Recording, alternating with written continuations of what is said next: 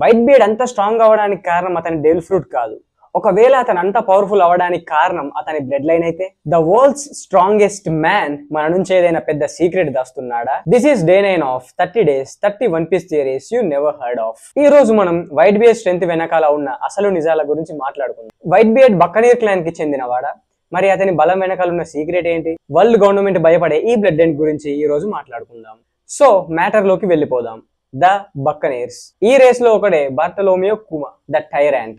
Kumaoni describe చేయాలంటే ఎలా చేస్తారు? చూడ్డానికి ఒక giant like structure, unmatched endurance and ఒక స్ట్రాంగ్ అన్బ్రేకబుల్ విల్. ఇవన్నీ ఇంకో పర్సన్ కూడా ఉన్నట్టు అనిపిస్తుందా? నాకు అనిపిస్తుంది.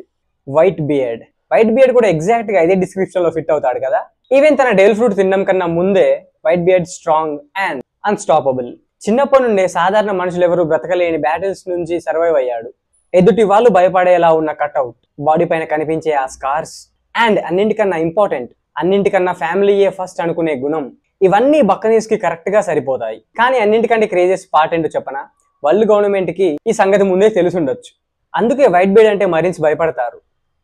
అతను యోంకో అయినందుకు కాదు, బట్ బికాస్ అతను బక్కనీర్ అని, అండ్ ఆ బక్కనీరే వరల్డ్స్ స్ట్రాంగెస్ట్ మ్యాన్ అయ్యాడని. వైట్ బియర్డ్ కేవలం ఒక పైరేటే కాదు, వరల్డ్ గవర్నమెంట్ ఎరేస్ చేయాలనుకున్న ఒక ఇంపార్టెంట్ క్లాన్ లో one of the last surviving members and ఒక లాస్ట్ లివింగ్ రిమైండర్.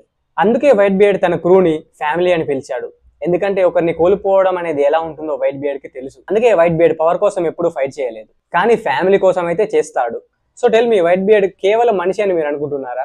లేకపోతే వరల్డ్ గవర్నమెంట్ ఎరేస్ చేసిన గాడ్స్ కి సంబంధించిన ఒక డిసెండెంట్ అనుకుంటున్నారా? ఆర్ ఆ క్లాన్ నుండి వచ్చిన వాడు అనుకుంటున్నారా? మీ థాట్స్ కామెంట్స్ లో షేర్ చేసేయండి. అండ్ మీ దగ్గర ఉన్న ఐడియాస్ ని కూడా ఖచ్చితంగా నాతో షేర్ చేయండి. ఆ థియరీస్ మీద కూడా చేయడానికి ట్రై చేస్తాను.